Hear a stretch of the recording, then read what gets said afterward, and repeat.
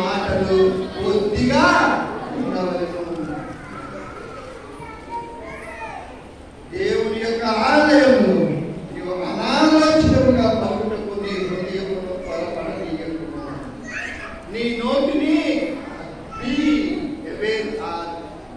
be aware of your touch.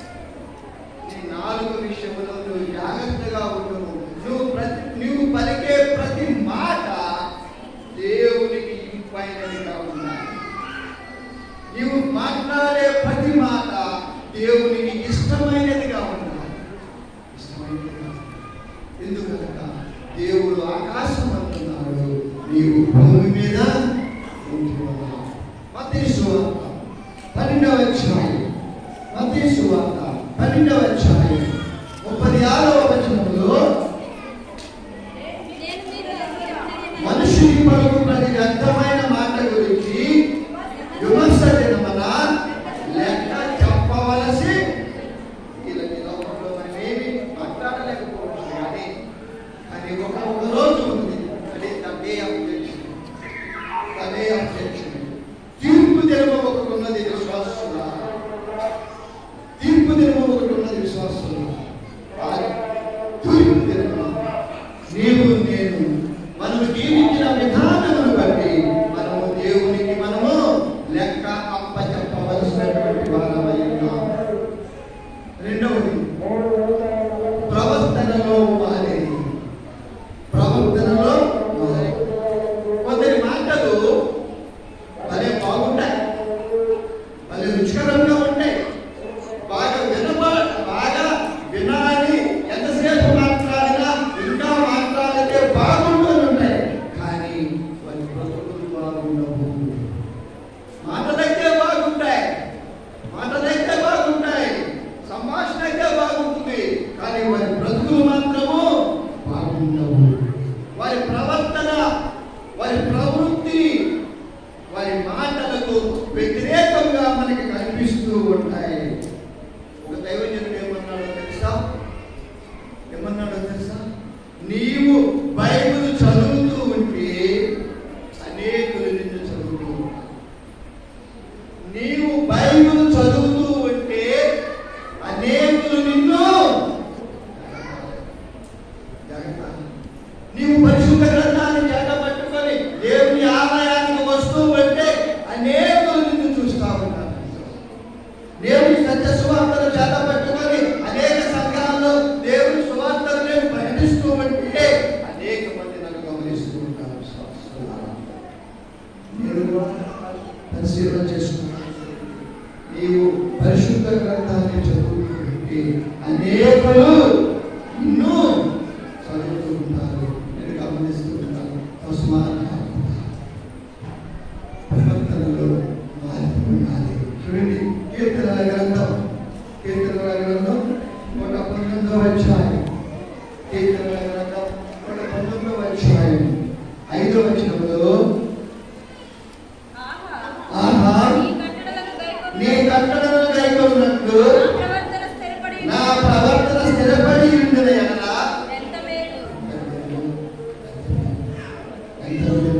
నీ కట్టడలను నేను గైకొన్నట్లు నా ప్రవర్తన స్థిరపడి ఉండిన యెడల ఎంత మేలు, ఎంత మేలు.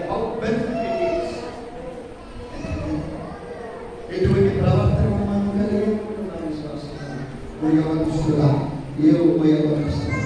ఒక వ్యక్తిని మీ ముందు నేను 2 వ్యక్తులను తీసుకురావాలని దేవుని ప్రేరణ పొంది మీ దగ్గర వచ్చాను, కానీ సమయం లేదన్నా ఒక వ్యక్తిని మాత్రమే తీసుకుని వస్తాను. 2 వ్యక్తులు. రెండవ వ్యక్తి మాత్రము పరిశుద్ధ గ్రంథంలో ఒక గ్రంథంలో 2 అధ్యాయాలు మాత్రమే ఆ వ్యక్తి కనిపిస్తూ ఉంటాడు. రెండవ వ్యక్తి. కానీ ఆ వ్యక్తిని గురించి చెప్పడానికి నాకు సమయం లేదు, కాబట్టి ఒక వ్యక్తిని మాత్రమే మీ దగ్గరకు తీసుకొని వస్తాను. నేను ఈ మధ్యాహ్న కాలం తీసుకురాకముందు నీ కట్టడలను గైకొన్నట్టు నా ప్రవర్తన స్థిరపడి ఉండిన యెడల ఎంత మేలు.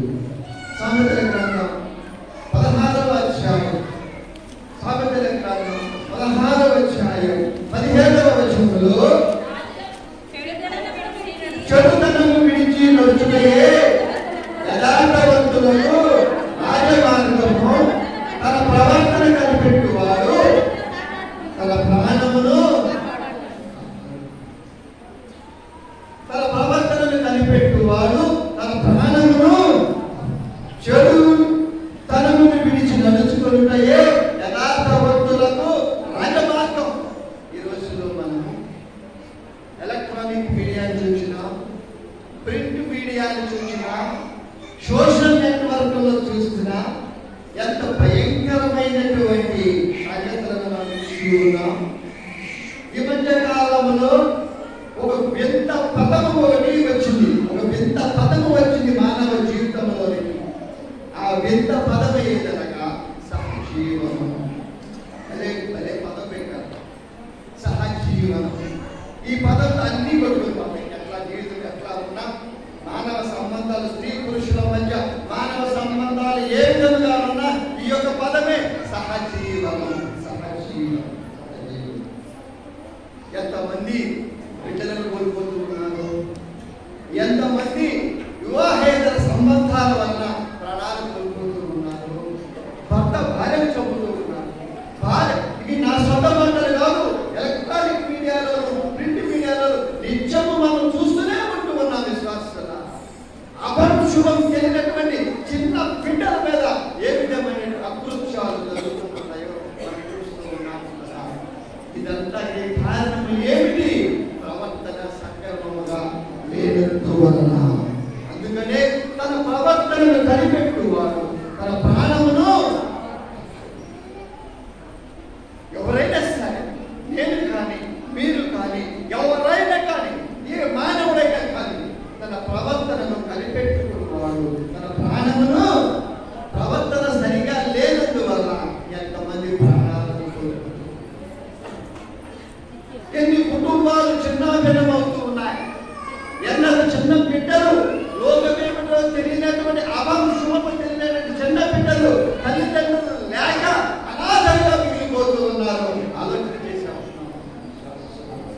ఇది వాస్తవం, ఇది వాస్తవం, ఇది వాస్తవం. దీనికి అంతటికి కారణం ప్రవర్తనలు సక్రమంగా లేకపోవడం.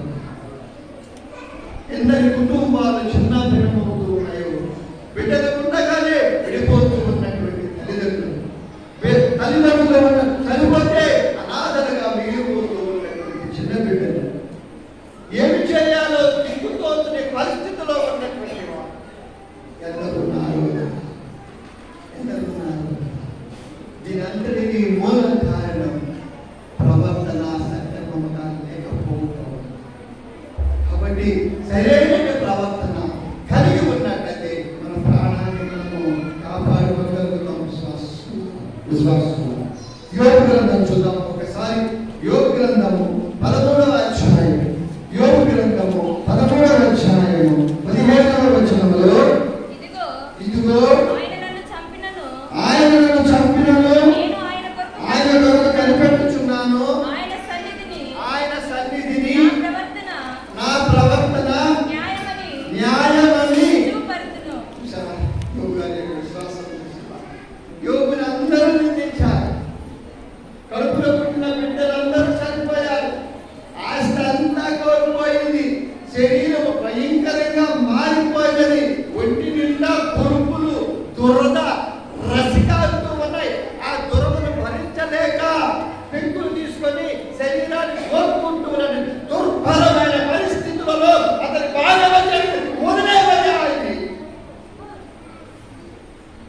ఇంకా ఎందుకు ఆయనను నమ్ముకుంటావు? వదిలేయవయ్యా, వదిలేస్తాయి, వదిలేస్తాయి, వదిలేస్తాయి. కానీ యోబు వదలగలిగాడా?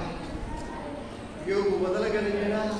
యోబు యొక్క ప్రవర్తన అతని నీతిమంతునిగా మార్చి ఉండగా విశ్వాసి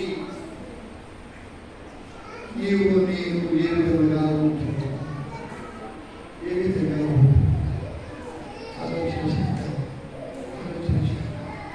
ఎవరుస్తున్న ఆదివారం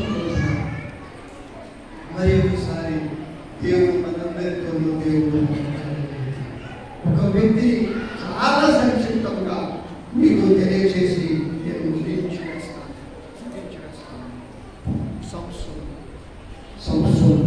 సంసోను ఎటువంటి వాడు మనందరికీ కూడా తెలుసు.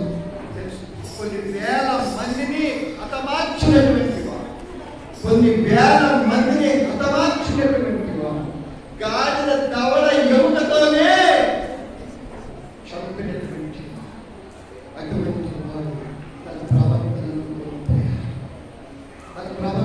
కోల్పోయాడు.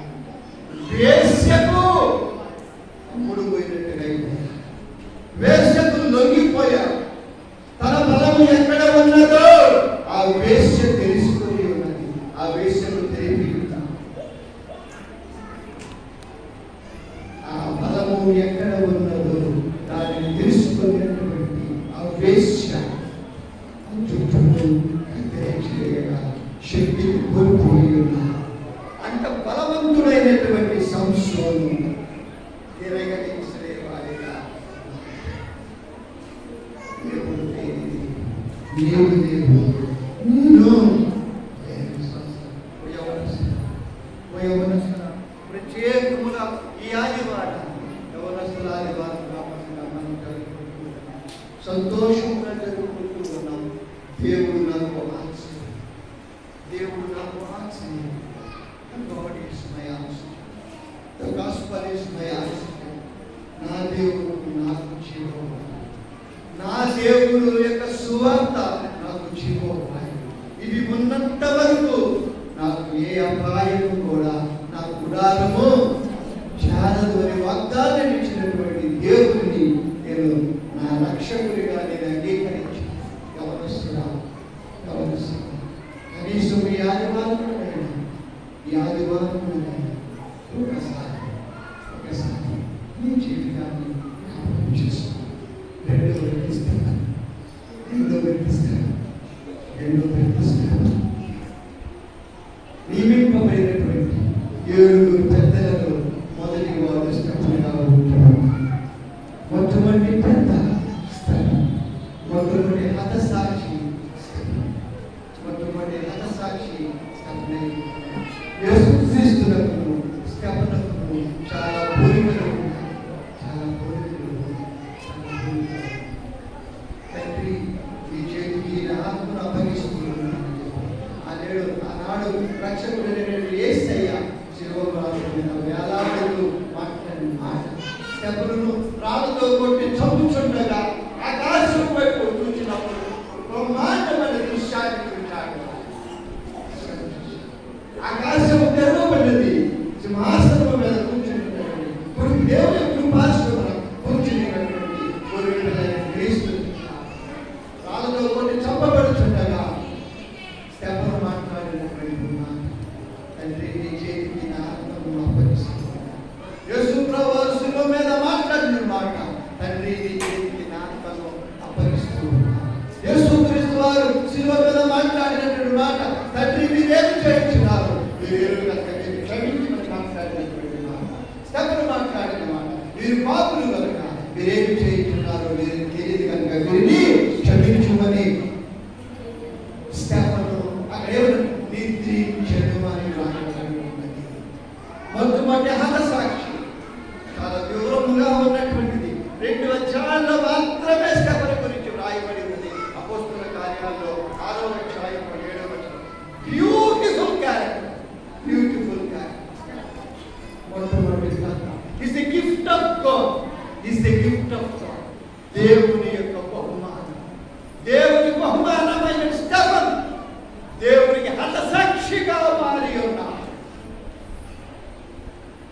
స్టెఫెను రాళ్ళతో కొట్టి చంపబడినప్పుడు వస్త్రములన్నీ కూడా సౌలు అనబడే యవనస్తుని యొక్క దగ్గర పడవేయబడినటువంటి ఆ సౌలే పౌలుగా మారి అనేక శ్రమలు పొంది తిట్టబడి కొట్టబడి దేవుని కొరకు కోల్పోయి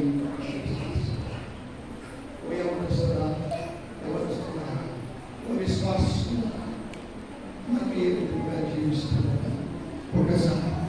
ఒకసారి ఈ యవనస్తుల ఆదివారం రోజు నీవు నేను మనం అందరం కలిసి ఒకసారి మన జీవితాలను జ్ఞాపకం చేసుకున్నాం. మనం పుట్టాము, ఏదో రోజున ఈ జీవితంలో ముగింపు ఉంటుంది. కానీ ఆ ముగింపు దినాన్ని మరి యొక్క లోక యాత్ర ప్రారంభమవుతూ ఉన్నది. ఆ ప్రారంభమయ్యే లోక యాత్రకు నీవు నేను తీసుకున్నటువంటి ఆక్సిజన్ అనేటువంటి దేవుని వలన రక్షింపబడతాం, తీర్పులో పాల్గొంటాం.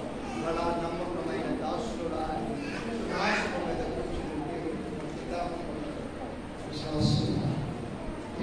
జీవితాలను నీవు జీవిస్తూ ఉన్నాము.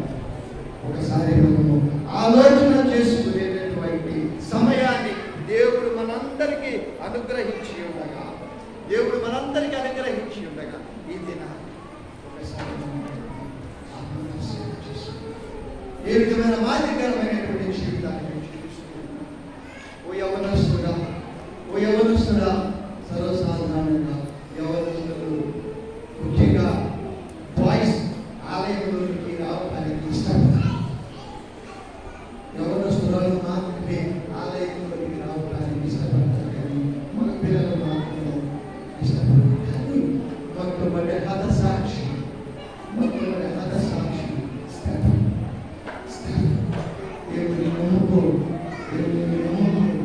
దేవుడిని స్వీకరించు, జీవవాయువు అయినటువంటి యేసుని స్వీకరించు. మందిరంలోకి రా. సోమవారం నుండి శనివారం వరకు ఆయా పరిపాలనలో నిమగ్నమై ఉన్నప్పటికీ కూడా ఒక్క దినం, ఆ దినములలో కొన్ని గంటలు దేవుని మందిర ఆవరణలో గడుపుట ఎంత ఎంత ఆశీర్వాదమో, ఎంత ఆశీర్వాదమో తెలుసుకొని మాదిరి జీవితాలను కలిగి ఉండాలని మనసారా కోరుకుంటున్నాను. ఈ సమయంలో దేవుని సత్య సువార్తను మీకు అందించడానికి నన్ను పంపినటువంటి నా దేవునికి వందనములు చెల్లిస్తూ ఆహ్వానించినటువంటి గురుమండల అధ్యక్షుడు భాస్కరరావు గారికి, పెద్దలకు, సమాజం వారికి, యవనస్తులకు, మీ అందరికి ప్రత్యేకంగా యవనస్తులకు, చిన్న బిడ్డలు అందరికీ కూడా యేసయ్య నామములో వందనములు చెల్లిస్తూ నాకు ఇష్టమైనటువంటి పాట దయచేసి అందరూ నోరు తెరవండి. ఇప్పటిదాకా నోరు మూసుకొని ఉన్నారు. నోరులో ఉన్న కొంపుని బయటికి పంపుతాం. స్వచ్ఛమైనటువంటి గాలిని లోపలికి తీసుకుంటాం. జీవితం సంతోషముగా దేవుని ఆలయంలో నుండి మన గృహాలకు వెళ్ళి మన దేవుడిని బాధించుకొని మాదిరికరమైనటువంటి జీవితాన్ని సంపాదించుకోవడానికి మనం ప్రయత్నం చేస్తాం. దేవుని ఆలయంలో దేవుడు మనకి ఇచ్చినటువంటి అలాంటినటువంటి స్వరాన్ని, చేతులను, మాటలను దేవునికే చెరువులాగా మనందరము దేవుని సన్నిధిలో ఉన్నామన్న సంగతి గ్రహించుకొని దేవుని సన్నిధిలో సిగ్గుపడవలసిన అవసరము, దేవుని సన్నిధిలో సిగ్గుపడవలసిన అవసరం లేదు అని గ్రహించి మనందరం పడబడుతున్నామా స్తోత్రం చెల్లించుము.